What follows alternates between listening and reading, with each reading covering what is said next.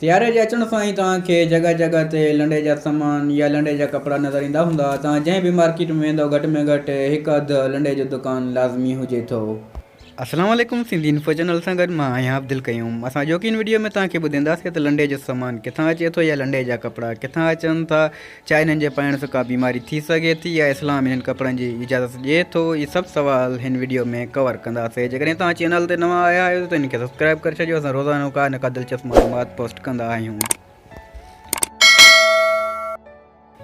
को वक़्तु हुयो जॾहिं लंडे जा कपिड़ा पाइण या लंडे जे सामान जी ख़रीदारी खे ऐब सम्झो वेंदो हुयो, लेकिन हाणे उहा चीज़ नाहे रही। इनखे महांगाई जो कारण चइजे या वक़्त सां गॾोगॾु माण्हुनि जी सोच बि बदिलजी वई आहे।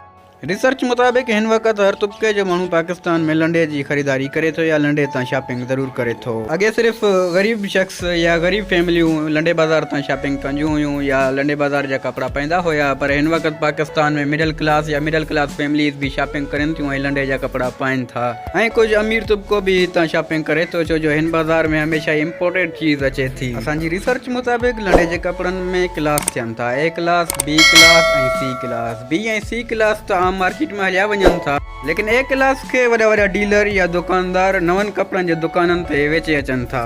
पोइ आम माण्हू उन्हनि खे 2 खां 3 हज़ार जी क़ीमत ते बि ख़रीद करे वञनि था। लंडे जे सामान में सिर्फ़ु कपिड़ा नथा थियनि, उन में ॿारनि जा रांदीका, पुराणा रांदीका जेके ॿाहिरि मुल्क खां अचनि था, बूट बि थियनि था, उन में कपिड़ा बि थियनि था ऐं ॿियो घणो कुझु सामान थिए थो। तव्हांजे या असांजे ज़हन में इहो ज़रूरु अचे थो त आख़िर हीउ सामान अचे किथां थो या पाकिस्तान में लंडे जो सामान किथां अचे थो। असल में ॿाहिरि मुल्क ख़ुसूसन America, England, Germany, France, Canada या कोरिया, अहिड़नि मुल्कनि में घरनि जे अॻियां या रोडनि ते दॿा ठहियलु हूंदा आहिनि, हिकिड़ा बॉक्स नमूने ठहियलु हूंदा आहिनि, जंहिंमें पोइ उतां जूं फैमिलियूं या उतां जा माण्हू पुराणा सामान या पुराणा कपिड़ा ख़ैराती तौरु विझी ईंदा आहिनि। पोइ उतां जूं फिलाई तंज़ीमूं या कारोबारी शख़्सियात उन्हनि कपिड़नि खे एशियाई मुल्कनि ताईं पुॼाइनि था या अफ्रीकी मुल्कनि या ॿियनि ग़रीब मुल्कनि ताईं। हिकु ॿियो सुवालु असांजे ज़हन में अचे थो त हिन कपिड़नि जे पाइण सां का बीमारी त न थींदी या का अहिड़ो कुझु। तव्हांजी मालूमात लाइ असां ॿुधाईंदा हलूं त जॾहिं हीअ कपिड़ा कराची पोर्ट ते या कराची एयरपोर्ट ते अचनि था, हिननि जी फ्यूमिगेशन थिए थी, उन सर्टिफिकेट खां बग़ैर हिननि जो कस्टम ई पास न थी सघंदो, पाण ते ई न पुॼी सघंदा। उन सर्टिफिकेट खे हासिलु करण लाइ हीअ कपिड़ा ख़ासि क़िस्म जे केमिकल सां धोता वञनि था, जंहिं सबबु हिननि जा सारा जरासीम मरी वञनि था। तव्हां कॾहिं नोट कयो हूंदो त हिन कपिड़नि या लंडे जे कपिड़नि में ख़ासि बुइ हूंदी आहे, उहा हिन केमिकल जी हूंदी आहे। तव्हां ख़बर हूंदी त हर कारोबार जे पोयां हिकिड़ी टीम आहे पाकिस्तान जी बीठल। तव्हां ॿुधो हूंदो त फूड अथॉरिटी, जॾहिं तव्हां होटल खोलींदो त तव्हांखे सर्टिफिकेट फूड अथॉरिटी वारनि खां वठिणो पवंदो खाधे लाइ। चाहे जहिड़ा बि कपिड़ा हुजनि, नवां या पुराणा, उन्हनि जे पोयां बि हिकु टीम बीठल आहे जेका उन्हनि खे सर्टिफिकेट ॾींदी आहे। वरी बि तव्हांखे जेकॾहिं वहम आहे बीमारी जो थियण जो त तव्हां हिननि कपिड़नि खे डेटोल सां धोई करे पाए सघो था।